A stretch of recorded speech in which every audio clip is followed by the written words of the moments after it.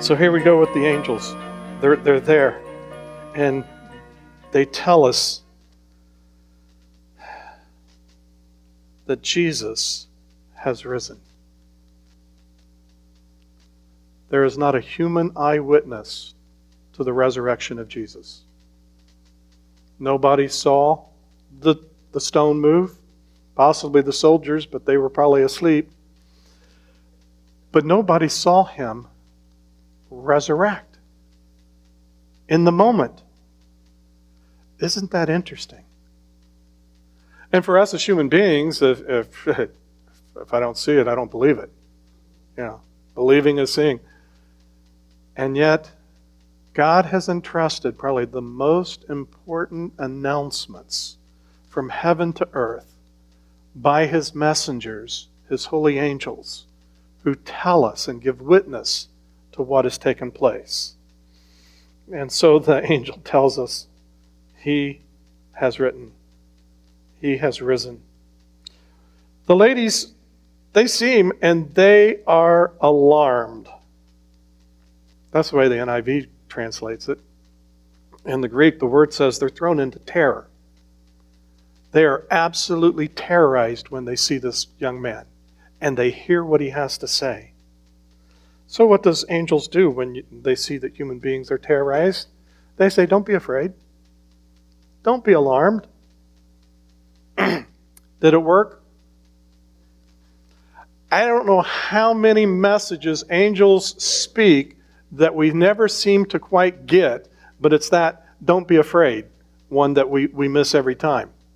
There's something about the angelic presence, especially as Gabriel testifies. He says, I stand in the presence of the Lord God Almighty. You know what happens when you stand in the presence of the Lord God Almighty? There is a residual effect of the glory of God that is all over you. And no doubt when angels come and we have an encounter with an angel, there is such a sense of God's presence that brings a fear. Not a horror. I call it a holy terror. The kind of dynamic of what happens when you come into the presence of the Lord.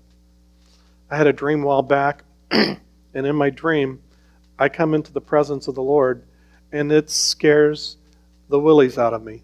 I mean, usually we think of coming into the presence of the Lord like worship today. Nice, warm, loving presence of God, and kind of feel the fuzzies, and it's just like, oh, isn't this just sweet and precious and adoring? And in my dream, I got into the presence, and I was in the throne room, and it was absolutely terrifying. I thought I was going to die. Matter of fact, I couldn't take it too long. And I got afraid. And I woke up. And I said, oh, Lord, that was you. That's your presence. I'm so sorry. I'm such a chicken. Can I go back in? And He let me go back into His presence a second time. And I could hardly endure being in the presence of God because it was so terrifying. His glory, His brilliance, the radiance, it was indescribable. There's no words or language that even come close to the presence of the Lord. And I got afraid again, and I woke up. Now I really repented because it was the presence of the Lord. He let me back, and I still couldn't stay. And so I said, Lord, can I go back?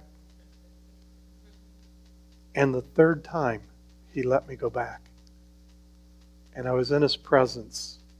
And it was absolutely wondrous. It was a glory beyond glory, but it was absolutely terrifying. Absolutely terrifying. So, these angels who sit and stand and minister in the presence of God, they have that on them all the time. And so when they are given a divine assignment from heaven to earth and they come to give the word or the message, every time human beings, they're as frightened as can be. I think it's because the residual glory of God is still upon these messengers from heaven. And it stops you in your tracks. And so there they are. So you can say don't be afraid, but that doesn't mean I'm going to not be afraid. Then he tells them the message. You are looking for Jesus the Nazarene who was crucified. He has risen. He is not here. See the place where they laid him. Which is really interesting that the last verse of chapter 15 lets us know that the ladies saw where they laid the body of Jesus. And so they went and looked. Now the last part of the message from the angel to the ladies. But go and tell his disciples and Peter. We believe that Peter is Mark's number one resource in the writing of his gospel. He is going ahead of you into Galilee. There you will see him just as he told you. Jesus had already predicted his death, his crucifixion, his resurrection, and that afterwards he would meet them in Galilee again. I don't know what you, as you're looking at this, and if you put yourself in the position of a disciple, after the 3 days of just grieving the crucifixion, it is still hard for them to believe that he's risen. So much so that the ladies, they don't remember that Jesus said he would rise on the third day. Don't you think if we were there, if we'd have been one of his disciples, we would have had a watch party on the third day. We'd all gathered at the tomb. We'd had some kumbaya. We'd just be really ready for a spectacular event. We'd be there because we're full of faith. But there's nobody there but the women. And the women are only there because they thinketh Jesus stinketh. And they want to put the spices in the tomb so that, when people are walking by, there's that rabbi. Boy, does he smell. No, they're trying to take care of that. And in the process of trying to care for a man who died that they loved, they forget that he said he was going to rise on the third day. Every one of them forgot. Every one of them could not comprehend that there would be a resurrection. Even Peter, James, and John, they were with him when Jesus went to Jairus' daughter and raised her from the dead. They were the only three. And Jesus told them, don't tell anybody.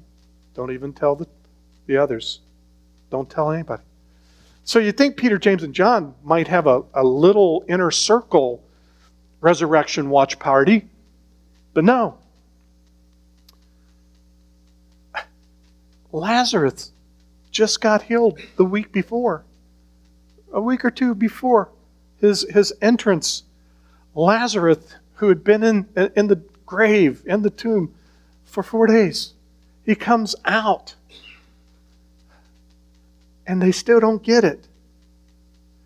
Jesus told them one more time after Lazarus was raised from the dead that he would rise from the dead, and it didn't sink. It was like their minds and their hearts were blinded to a miracle that was beyond their human comprehension.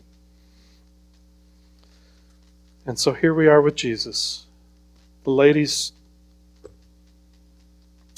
they don't know what to do.